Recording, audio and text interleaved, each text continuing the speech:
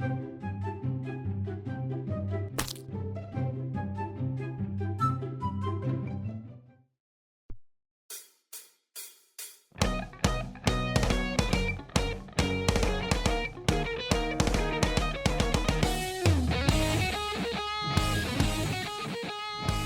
and welcome to Fun With Facepalm. This is your host Dallas. We've got some doozies for you today, so keep your eyes trained on those cute little animals because you're gonna need it.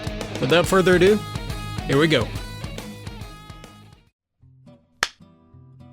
I work at a service department for an extremely busy dealership. I'm the only woman in the entire department. We have a business office staff of ladies that filters all calls for the dealer. I get at least one call a week similar to this, but this conversation was particularly rude, and it has stuck with me. And this is what was said. Hello, you're calling the dealership service department. Are you freaking kidding me? I just talked to you. I told you to transfer me to service. I think you spoke to one of the young ladies in the business office. I definitely haven't spoken to you until now. But I asked for service, and she transferred me to you.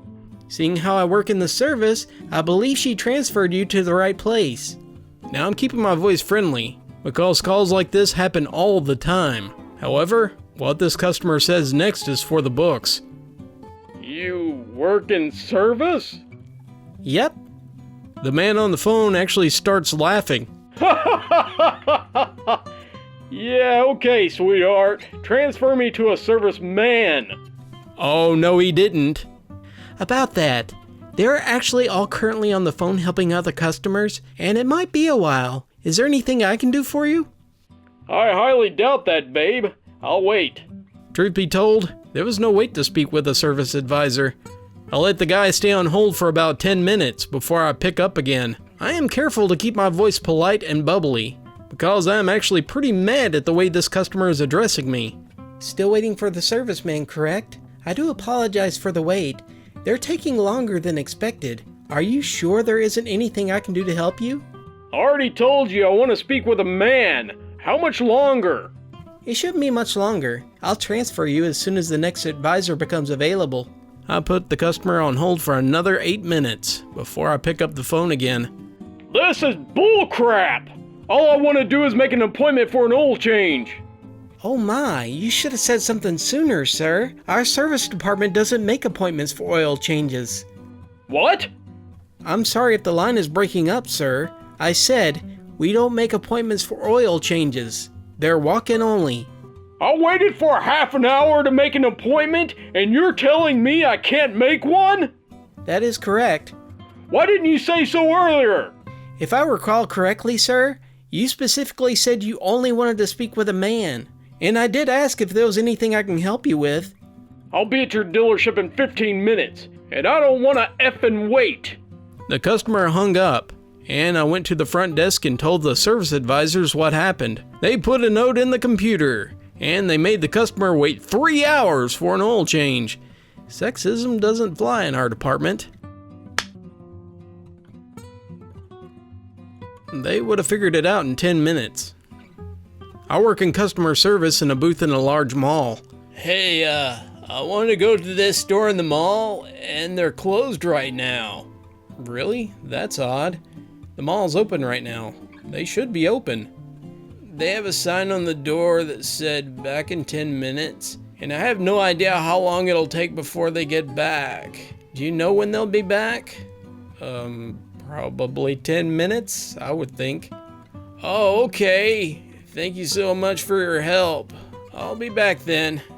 Then he walks away. Can't help those who refuse to be helped. I work in an over-the-phone billing department for a cable provider. A woman calls in because her first name is spelled wrong on her bill. It usually takes a few minutes to fix, but because they pass the Social Security check with a misspelling, we have to ask a few questions to make sure that everything is correct and legal. I did this 2 months ago, and it still isn't fixed. It is so discouraging to see how little this company cares about me. I'm sorry. This is a little strange to hear that it wasn't fixed then. I care, and I'll make it right. I checked the notes from when she previously called in. The representative who handled her case said that she tried to place an order, but couldn't finish it because she dropped the call. If this isn't fixed, I'm going to find another provider. It is just lazy how little you care about your customers. No, I get it. I do. It is frustrating to call in for the same thing multiple times, but this will be the last call. Now, back then, did they ask you any questions like your date of birth or the last 4 digits of your social security number? No, nothing like that. It's just so lazy. Very, very lazy. I understand. I have the correct spelling put on the system now, but to get it to recognize it, I need you to answer these questions. May I start with your date of birth? It's just so unprofessional. I will stand by my word if this isn't fixed by next month's bill. I'll find another company who cares about me and who isn't lazy like you. And as you should, but you have nothing to worry about. I do, however, need your date of birth to complete this. I can't believe how lazy you are. Yes, ma'am. May I please have your date of birth? So, you'll have this taken care of? Okay. If it isn't, I'll have your name and it'll be your job. Bye. No, please don't hang up. Ugh. She did hang up on me. I tried reaching her home phone where she was calling from, and her cell phone, but it was obvious she was rejecting the calls. I had to notate the account about what happened, and that I tried calling her back. But in the end, no changes had been made to her account, because I legally could not. I feel a little bad that I couldn't fix the problem for her, but I can't help a customer who doesn't listen and allow me to. Scoring 10 out of 9 for stupidity. I work in a chain of stores that has over 300 locations across Canada. There is one flyer for all the stores, but my store often has cheaper prices than the flyer due to local competition. An older lady and her husband come in, and they start asking about Jell-O, 10 for $10 in the flyer. The Jell-O is right here. What the heck are you trying to pull? That's a ripoff. I was totally caught off guard. Is there an issue with the Jell-O? I want the 10 for 10 Jell-O. I realize we sell the Jell-O at the regular price of 99 cents each, so it would come to $9.90, saving her 10 cents more than the flyer? I told her that she would be saving money. She called me stupid and wouldn't calm down, until the manager come over and sold it to her for $10 for 10. Need some stupidity insurance. I work in a call center, and we handle calls for several different insurance companies, primarily travel insurance, as well as our own in-house policies. Good morning. You're speaking to the company. My name is so-and-so. How can I help you? Oh, hey, I'm going backpacking next month and my mom says I need insurance. Okay, we do insurance policies especially for backpacking trips. I just need a few details, and I can get you the price. Okay. First, where are you going on this trip? The customer rattles off a lot of different countries, including Europe, America, and even Africa and Asia. It turns out he was traveling for almost a year. Okay, so you'll need worldwide coverage. I tell the customer all that it will cover him for. In order to determine the price, I just need a few more details. Let's start with your date of birth. Then there's a long pause. Mom, when was I born?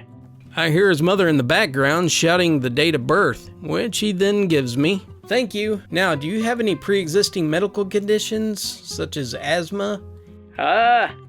Another long pause. Mom, do I have any medical conditions? I hear his mom shouting in the background, and he starts talking to his mother.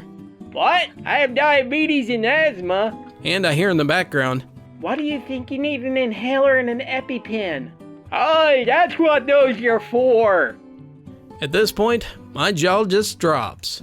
Oh, so hey, I have diabetes and asthma. Who knew? I finalize the quote, add in extra medical coverage for his conditions, and he pays. When I hang up, my colleague, who had overheard the conversation, turns to me and laughs. That kid's gonna wake up in a bathtub with eyes missing kidneys before the end of the week.